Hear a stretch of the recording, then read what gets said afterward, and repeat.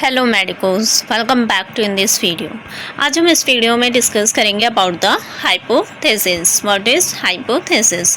Test of hypothesis. Hypothesis is generally considered the most important instrument in the research. यानी एक research के लिए सबसे अगर इम्पॉर्टेंट टूल की बात करें तो हम बात कर सकते हैं हाइपोथेसिस हमारा क्या है, एक इम्पॉर्टेंट टूल होगा रिसर्च पर्पज से। Okay, Its main function is to suggest new functions and ideas. Hypothesis का मेन फंक्शन क्या होता है? न्यू आइडियाज़ और फंक्शंस के बारे में सजेशन करता है। Okay, in social science where direct knowledge of population parameter is rare, hypothesis testing is one of the use for deciding whether the sample data supports our purpose. यानी कि जब हम सोशल साइंस की बात करते हैं तो क्या होता है, जो डायरेक्ट हमारे पास एक आउटकम निकल के आता है, एक हाइपोथेसिस के थ्रू ही हम ये आइडेंटिफाई कर सकते हैं कि कैसा मौसम रहेगा, वेदर कैसा रहेगा, सैंपल डाटा निकल के आता है। ओके, तो ये किसके बेस पे आता है? ये हमारा हाइपोथेसिस के, और ये हाइपोथेसिस किस तरीका है? रेयर हाइपोथेसिस टेस्टिंग के थ्रू आता है निकल के। Okay, What is hypothesis?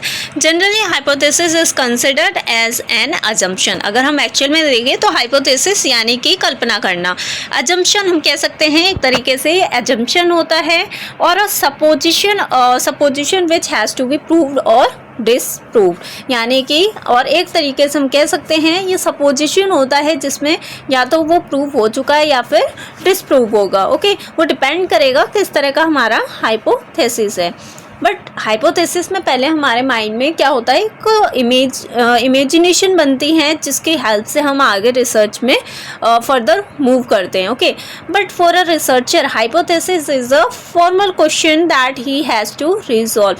यानी लेकिन अगर हम रिसर्चर की बात करें तो रिसर्चर के लिए हाइपोथेसिस का मतलब होता है एक फॉर्मल क्वेश्चन होता है जिसका आंसर उन्हें निकालना होता है, उस क्वेश्चन को रिसॉल्व करना होता है।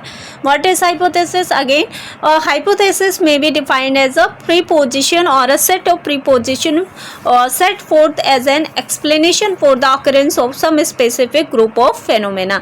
यानी हाइपोथेसिस का मतलब हो गया कि कोई फेनोमेना हो रही है तो उसके पीछे क्या वजह है, एक तरीके से उसके पीछे क्या रीज़न है, उसे आइडेंटिफाई करना ही हाइपोथेसिस कहलाता है। Okay, research hypothesis is a predictive statement. अगर हम रिसर्च हाइपोथेसिस की बात करें तो ये प्रेडिक्टिव स्टेटमेंट होता है capable of being tested by the scientific method, जिसे हम अपने साइंटिफिक मेथड की हेल्प से टेस्ट कर सकते हैं।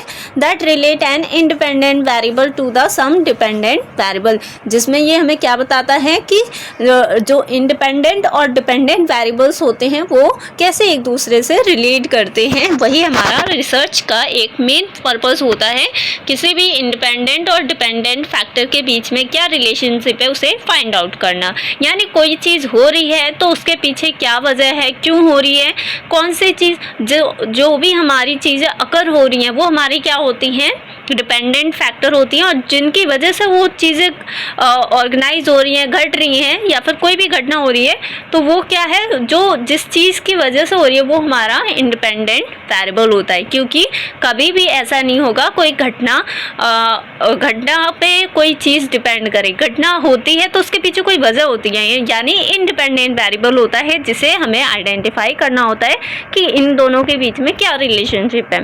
What is hypothesis? Again example में दिया गया है the mileage of automobile A is good as automobile B. मतलब ऐसा माना गया कि जो मिलेज ऑटोमोबाइल है वो ए, अगर हम बात करें ए, वो काफ़ी अच्छा है ऑटोमोबाइल बी से। The customer loyalty of brand A is better than the brand B. अब जो ब्रांड ए वाला हमारा ऑटोमोबाइल है उस पर कस्टमर की लॉयल्टी काफ़ी अच्छी है as compare to the brand B.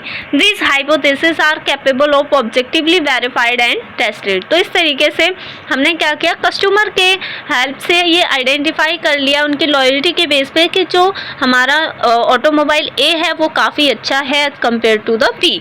Just यहाँ पे हमने ऑब्जेक्टिव के बेस पे क्या कर लिया, वेरीफाई कर लिया और टेस्ट कर लिया, लेकिन सारे रिसर्च इस तरीके के नहीं हो सकते, इतने सिंपल नहीं होते। ओके, वो डिपेंड करता है कि हम किस चीज़ पे वर्क कर रहे हैं। Characteristics of a hypothesis, hypothesis की क्या कैरेक्टरिस्टिक्स होनी चाहिए? Hypothesis should B clear and precise. Firstly, जब भी हम कोई चीज़ कर रहे हैं तो वो इमेजिनरी ही नहीं रहना चाहिए, उसमें कुछ लॉजिक भी होना चाहिए। ओके, यानी क्लियर और प्रिसाइज होना चाहिए।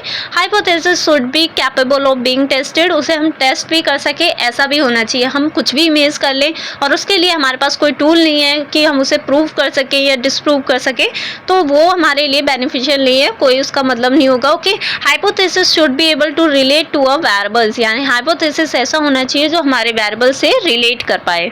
Okay, hypothesis must be limited in scope and must be specific, यानी कि उसका जो स्कोप है वो लिमिटेड होना चाहिए प्लस वो काफ़ी स्पेसिफिक होना चाहिए, यानी उसमें कुछ यूनिकनेस होनी चाहिए। Okay, hypothesis must be stated in very simple terms, और जो हाइपोथेसिस हम प्रेडिक्ट कर रहे हैं वो बिल्कुल सिंपल टर्म में होना चाहिए। Hypothesis must be consistent with the most non facts, और वो हमारे जो ज़्यादातर नॉन फैक्ट्स है उससे कहीं ना कहीं मिलता जुलता होना चाहिए। ओके, तभी हम उस चीज़ के बारे में आगे फर्दर जो टूल्स हैं अवेलेबल हैं हमारे पास, उनकी हेल्प से हम फाइंड आउट कर सकते हैं। Hypothesis must be testable with in a reasonable time, और जो हाइपोथेसिस है वो हमारा विद इन टाइम क्या होना चाहिए, टेस्ट हो जाना चाहिए। Hypothesis must explain the facts which most need explaining, यानी कि जो हमारा हाइपोथेसिस है उसे इस तरीके से एक्सप्लेन होना चाहिए, the fact which most need explaining, मतलब जो फैक्ट मेन फैक्ट है उसे एक्सप्लेन करना ज़रूरी है। Okay, basic concepts of the concerning testing of the hypothesis. अब हमारे पास कुछ बेसिक कॉन्सेप्ट हैं regarding the testing of hypothesis, null hypothesis और एंड द अल्टरनेट हाइपोथेसिस। इसके बारे में अब हम नेक्स्ट लेक्चर में कंटिन्यू करेंगे। अभी हमारे पास हमें सिर्फ इतना पता होना चाहिए क्या हाइपोथेसिस क्या होता है, इसकी क्या कैरेक्टरिस्टिक्स होती हैं। ओके, मैं शॉर्ट वीडियोज़ बना रही हूँ ताकि आप लोगों को डिफ़िकल्टी ना हो अंडरस्टैंड करने में। Okay, thank you so much. Please share with your friends. If you like this video, then please subscribe and share more and more. Okay.